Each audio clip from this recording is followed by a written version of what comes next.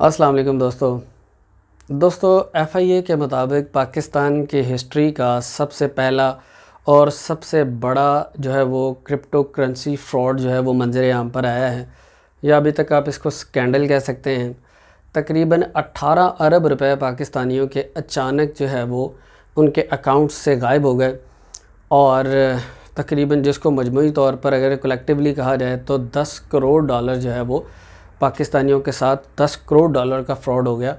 और उसको जो एफआईए वो है ट्रेस करने की कोशिश कर रही है। दोस्तों सबसे पहले तो उन लोगों के साथ हमदर्दी है और अफसोस भी है जिनके साथ ये मामला हुआ है, और मैं इस वीडियो में ये भी बताऊंगा कि आप इन फ्यूचर इन चीज़ों से किस तरह बच सकते हैं। और उन लोगों के लिए भी ये वीडियो है जिन्होंने अभी तक ये कारोबार किया नहीं या कहीं पर इन्वेस्टमेंट नहीं की है, तो वो इससे कैसे बच सकते हैं, इस प्रॉब्लम से कैसे बच सकते हैं। दोस्तों याद रखिएगा, क्रिप्टो करेंसी बहैसियत ख़ुद कोई फ्रॉड कारोबार नहीं है, वो एक उभरता हुआ एक बिज़नेस है। जैसे एक नए बिजनेसेस क्रिएट होते हैं तो वहाँ पर फ्रॉड के चांसेस भी बढ़ जाते हैं, जो कि कुछ जालसाज होते हैं जो कि नए कारोबार का फ़ायदा उठाते हैं, क्योंकि लोगों को इन्फॉर्मेशन उसके बारे में कम होती है, इसलिए उनकी मासूमियत का या इन्फॉर्मेशन कम होने का फ़ायदा उठाते हैं और उनके साथ फ्रॉड करते हैं। मिसाल के तौर पर हमारे मुल्क में तो करेंसी का नोट जो है नया जारी हो जाए तो वो जगह जगह फ्रॉड होने लग जाते हैं। इसका मतलब ये नहीं है कि वो टोटल काम सिरे से ही गलत है, वो काम ठीक है, लेकिन आपने उसकी पॉलिसीज़ और उसके टर्म्स एंड कंडीशंस के साथ उसको करेंगे तो आपको फ़ायदा होगा। बहुत सारे लोग ऐसे भी हैं जिन्होंने क्रिप्टो करेंसी से पैसे कमाए भी हैं, लेकिन पाकिस्तान के अंदर मोर देन पीपल ऐसे हैं, मतलब बहुत सारी तादाद ऐसी है कि जिन्होंने सिर्फ खोया है, पाया कुछ नहीं है। दोस्तों अगर आप 18 करोड़ डॉलर की बात करें तो 10 करोड़ डॉलर की बात करें तो ये बहुत बड़ी अमाउंट है जो कि अचानक पाकिस्तानियों के अकाउंट से गायब हो गई है। ये फ्रॉड हो गया पाकिस्तानियों के साथ। दोस्तों ये फ्रॉड हुआ कैसे है, इसके लिए छोटी सी मिसाल आपको मैं समझाने की कोशिश करता हूँ कि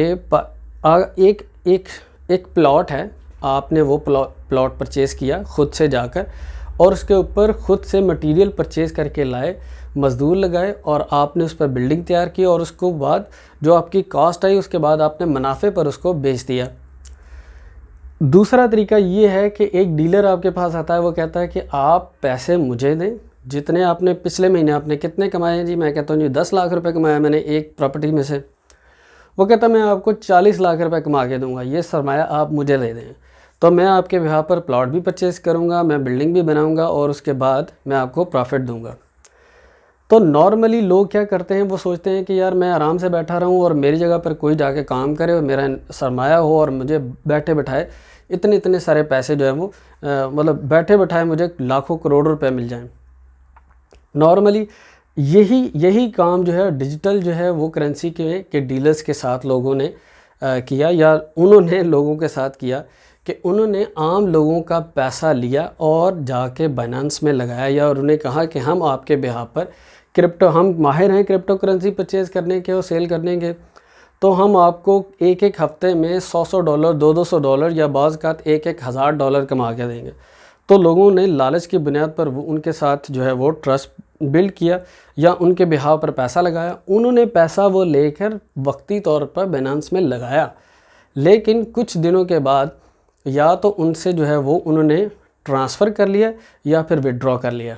अब वो लोग जिन्होंने पैसा लगाया था वो बैठे के बैठे रह गए और वो लेकर गायब हो गए।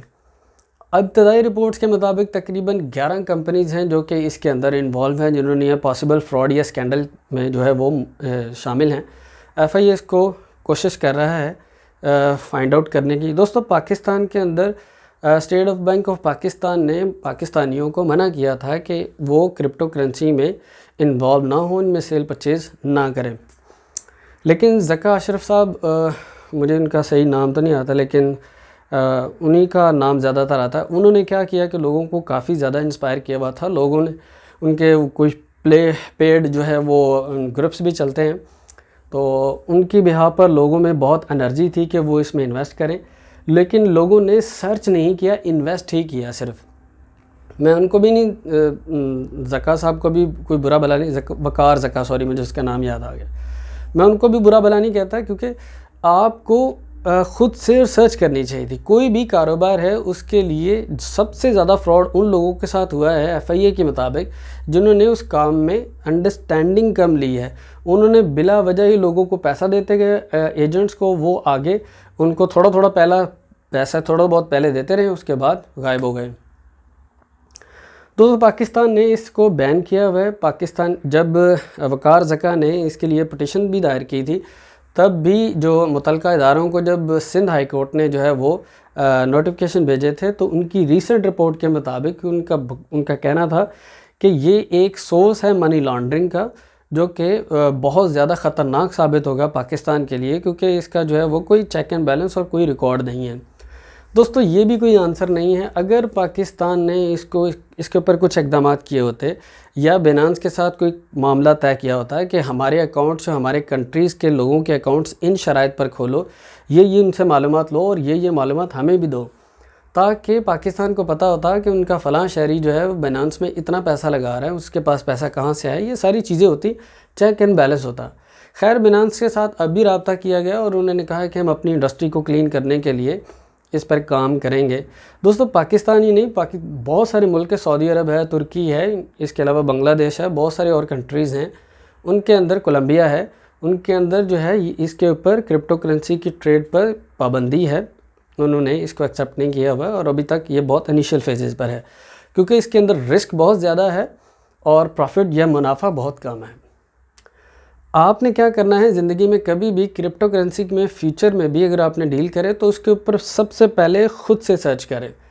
आप ही अपने लिए पैसा बना सकते हैं। ख़ुद से सर्च करें, ख़ुद से उसको स्टडी करें, ये कैसे काम करती है, कैसे सेल होती है, कैसे परचेज़ होती है, उसकी अप एंड डाउन क्या है, किन हालात में बढ़ती है, किन हालात में कम होती है, और ख़ुद से पैसे लगाएं और ख़ुद से ही ये काम करें। फ़िलहाल तो खैर पाकिस्तान में इसका फ्यूचर अभी डार्क ही नज़र आ रहा है, क्योंकि इतना बड़ा स्कैंडल जो आ गया है, इसके लिए नियर फ्यूचर तो कोई मुस्तकबिल नज़र नहीं आ रहा। लेकिन अगर फ्यूचर में ये किसी हद तक कामयाब हो जाते हैं मामला सेटल करने में, तब भी आप ख़ुद से करें, एजेंट को देने के बजाय ख़ुद से काम कीजिए और उसमें आपको समझ आ जाएगी कि कहाँ पर लॉस है और कहाँ पर प्रॉफिट है। Hope this video was informative. अगर इन्फॉर्मेटिव लगी है तो इसे लाइक ज़रूर कीजिएगा। Thank you so much. अल्लाह हाफिज़। अगेन उन लोगों के साथ हमदर्दी है, प्यार भी है कि जिनका ये लॉस हुआ है। आइंदा से देखें कि कैसे आप कर सकते हैं मामला देखभाल के, और किसी भी कारोबार में पैसे लगाएं ख़ुद से देखें, ख़ुद से करें। कोई भी आपको पैसे कमा कर नहीं देगा, आपने खुद ही कमाने हैं। Thank you so much. अल्लाह हाफिज़।